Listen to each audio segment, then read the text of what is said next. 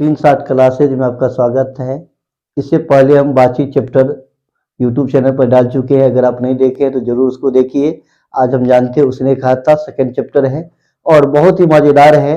जो चैप्टर का महत्वपूर्ण क्वेश्चन लिया गया है, जो इससे बाहर एग्जाम में कुछ भी देखने को नहीं मिलेंगे। अगर आप चाहते हैं कि 12वीं बोर्ड एग्जाम में 80+ नंबर लाए तो हमारे साथ बने रहेंगे। और आइए हम जानते हैं बातचीत।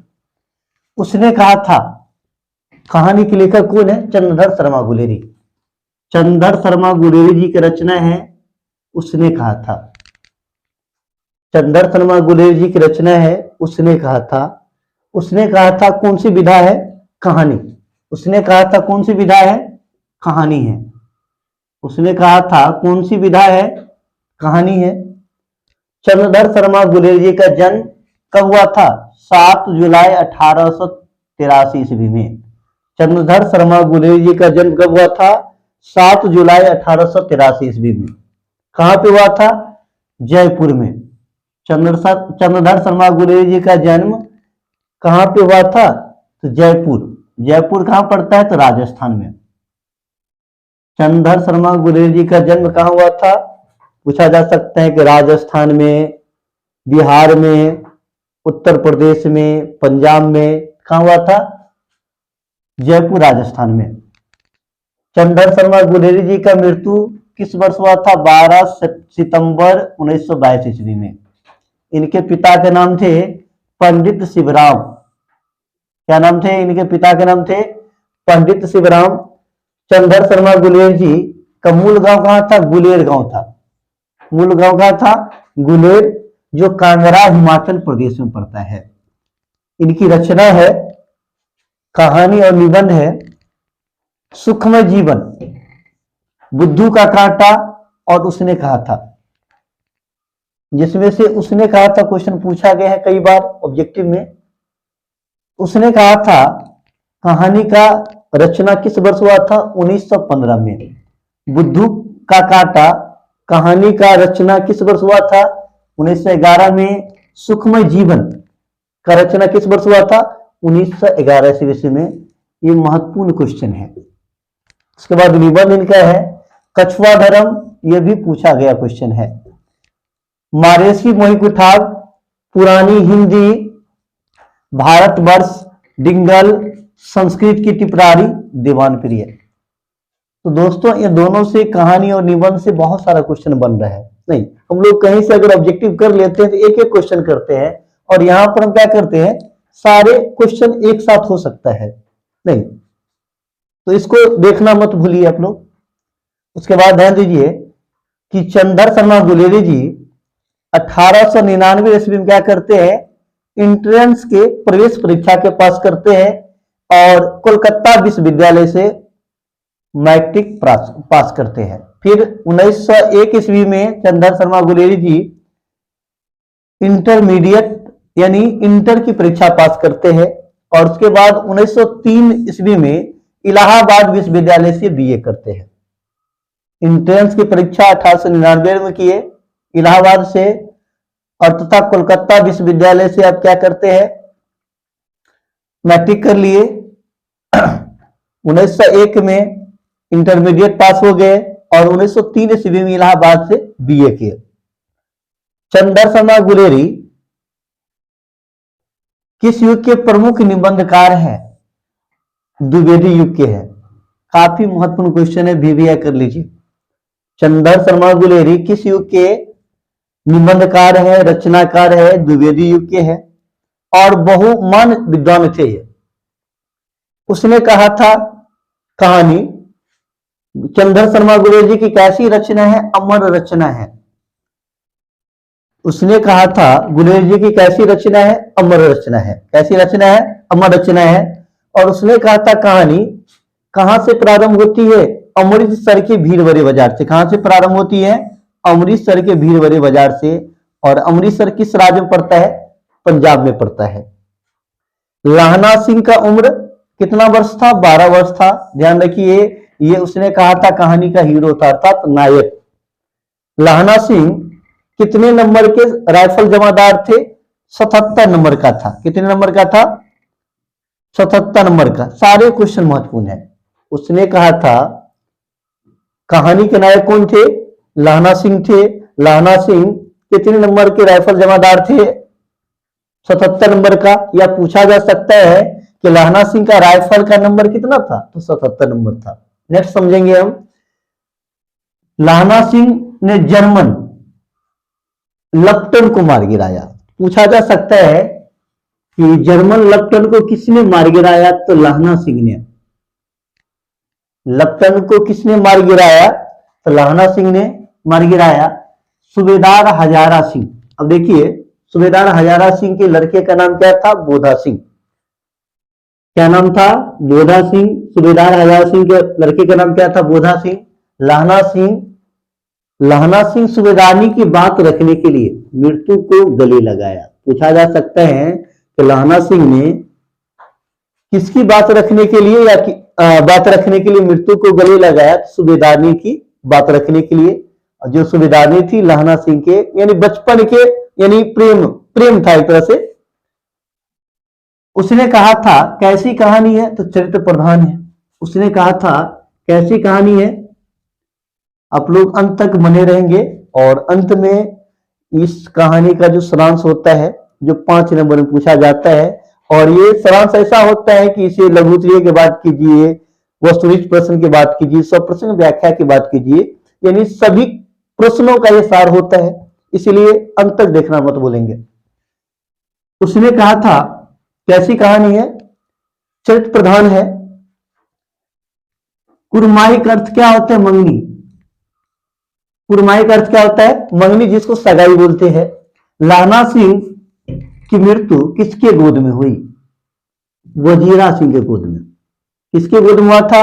वजीरा सिंह के गोद में। लप्टन का विदूषक कौन था? वजीरा सिंह। यह पूछा जा सकता है वजीरा सिंह किसका विदूषक था? लप्टन का विदूषक कौन था? वजीरा सिंह।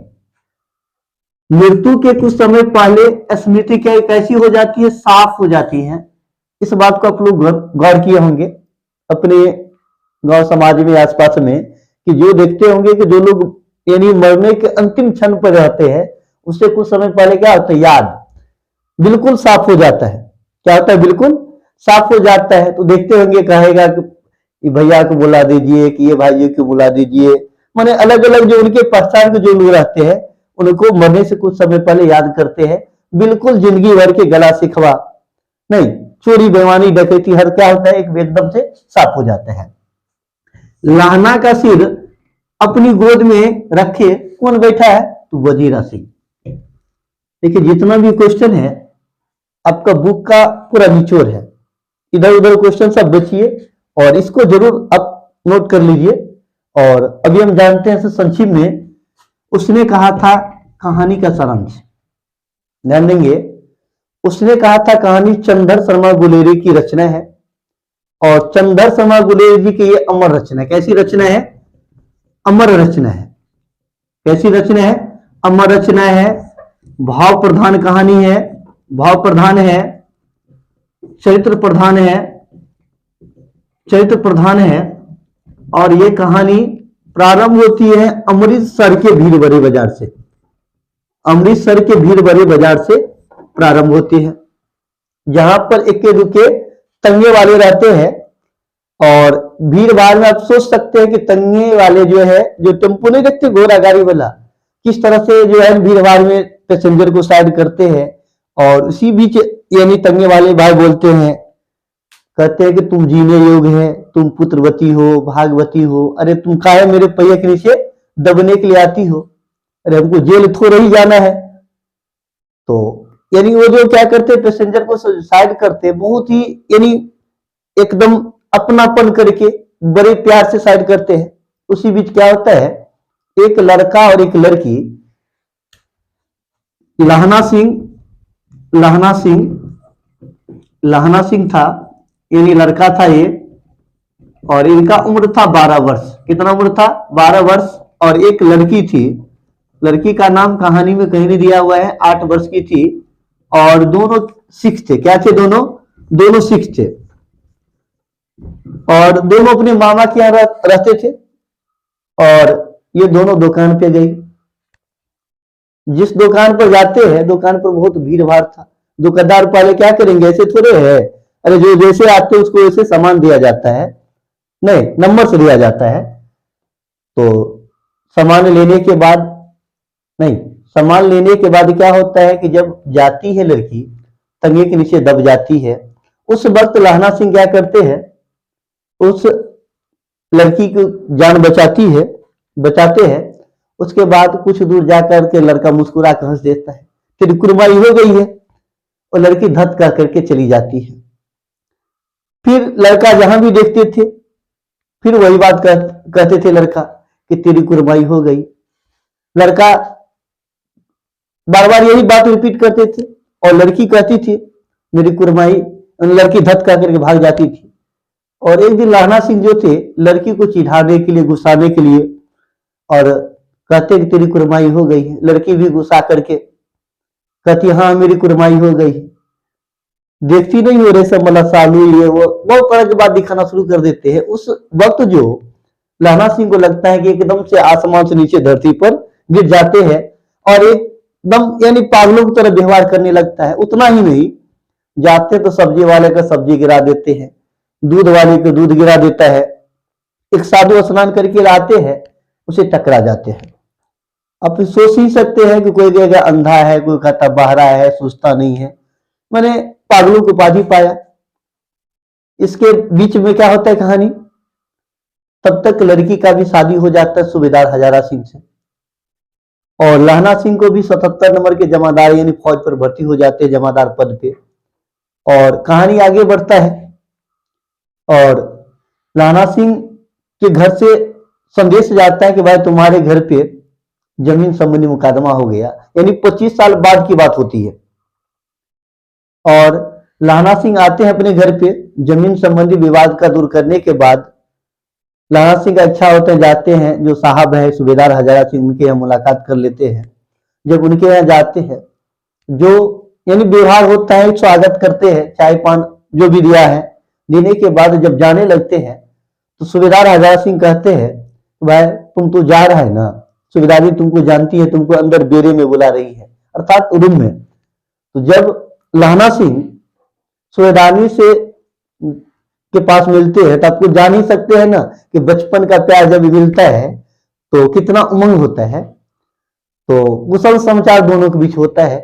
सूबेदारनी कहती है लहना सिंह से, बताओ लहना कैसे हो, नहीं, हाल समाचार पूछने के बाद सूबेदारनी कहते हैं कि देखो लहना मुझे 4 बेटा था, 3 बेटा जो है एक एक करके शहीद हो गया है, एक बेटा है बोधा सिंह और पति है। मैं तुमसे आंचल पसार के विनती करती हूँ, मेरे पति और बेटे की तुम रक्षा करना। और लहना सिंह उसी अपने प्रेमिका की बात रखने के लिए अपने जान की बाजी लगा करके, अपना प्राण निछावर करके, खुद गोली खा करके उसके पति और बेटे की रक्षा करते हैं। और अपने जो है क्या कहते हैं, वजीरा सिंह के गोद में बैठे रहते हैं, और उनका सिर रहता है उनके गोद में। और अंतिम जीवन के अंतिम समय कह सकते हैं, मृत्यु से कुछ समय पहले कोई भी व्यक्ति का पूरे याद साफ हो जाता है, और जिंदगी भर के गला शिकवा, दुनिया जहान की बात, यानी एकदम चलचित्र की तरह, सिनेमा की तरह उनके पीछे आते रहता है। और इस कहानी में जो मुख्य बात बताया गया है कि इसमें कहीं भी जो अपारदर्शिक बात नहीं बताया गया है, कहीं भी भद्देपन बात नहीं, एकदम एक सच्चा प्यार की निशानी को बताया गया है। और आप लोग समझ गए होंगे निश्चित रूप से, और बिल्कुल इसी तरह आप लिखेंगे अपना भाषा में।